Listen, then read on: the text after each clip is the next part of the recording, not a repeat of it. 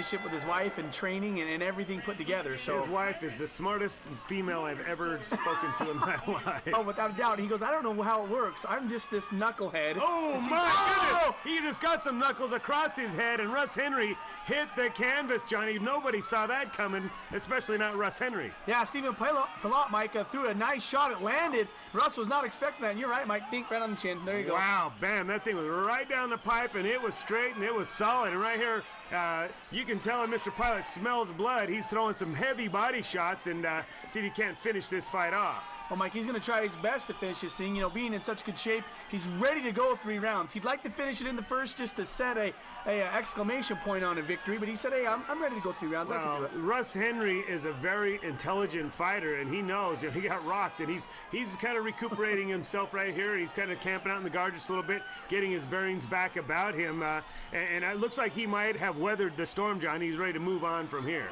Yeah, Mike, he's going to try to, once again, we know these elite guys, they like to set up and use elbows. We haven't seen it yet, but you can probably expect that coming here in the near future from Russ Henrie. You can also see that Pillott is a pretty strong kid. He's got Russ's arms wrapped up, and Russ isn't going to get in a tug-of-war right here. He's going to kind of let Pillott, burn himself out by holding on to his arms a little bit. No pressure to try to sit up and throw elbows at too soon. So, Russ Henrie, again, very intelligent fighter, very patient fighter, and showing it right here. Yeah, Mike, talking to these guys a little earlier, I asked him, hey, do you consider yourself a tough guy? And Russ Henrie said, out of 100 people in a room, yes, I consider myself a very tough individual. I don't think people would like to mess with me.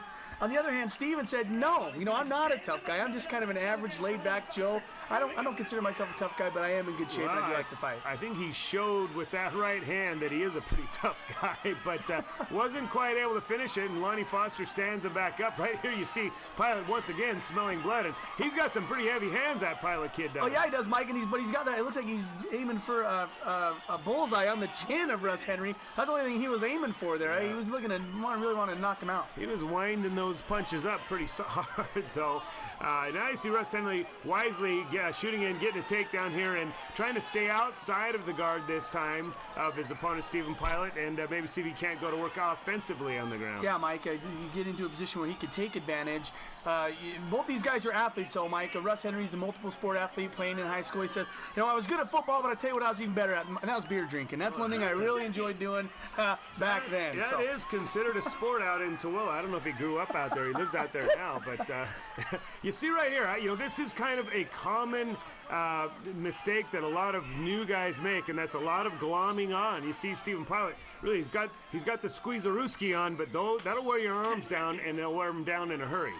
Oh, you're right, Mike, and you see in his face there's a little bit of concern. I know that he's over there trying to listen to what his cornermen are saying, but well, Mike, they're going to survive. Well, they're going to survive the first round there, but clearly with the knockdown at the beginning of that round, Stephen Pillott's going to walk away ahead on the scorecards as we move into round number 2. Adjustments are going to have to be made by both gentlemen. Welcome back to the Ultimate Combat Experience. If you're just joining us, boy, Russ Henrie got cracked with a good one in round number 1 against Stephen Pillott from Idaho. They're going to get a round number 2 going here. We mentioned in the opening stanza that Stephen Pillott, a triathlete in great shape, leaves a little bit to be desired from a technical standpoint, but boy, he sure gave it a try on that spinning back fist. Yeah, still fun to watch, Mike, doing some spinning moves like that. He was maybe envisioning Russ Henrie as Michael Vick. He said, I hate animal haters, Mike. I'd like to, or Johnny, I'd like to take any guy that's ever abused an animal, put him in the cage and pound him out. He said Mike Vick is the guy he wants to beat up the most inside the cage. I guarantee Russ Henrie is not an animal hater. Oh, no, without a doubt.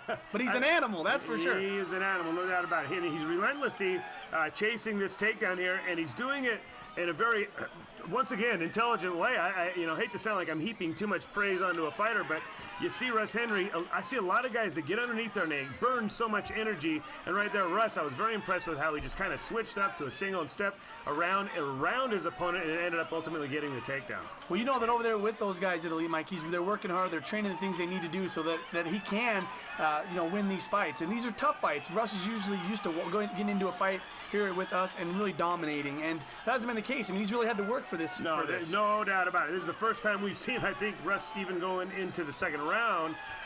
You know, he's really been so dominant in the past, and this says a lot about this Stephen Pillott kid. He's a pretty tough kid, making Russ Henrie work. And, you know, to this point, once again, we mentioned earlier, Stephen Pillott actually ahead on the scorecards after round number 1, but Russ Henrie looking up to make up a little ground here. Yeah, Mike, Russ Henrie's got a little bit of a different goal than a lot. I mean, his goal is to, you know, take this thing as far as he can, make this a profession, and walk out of this thing with the belt.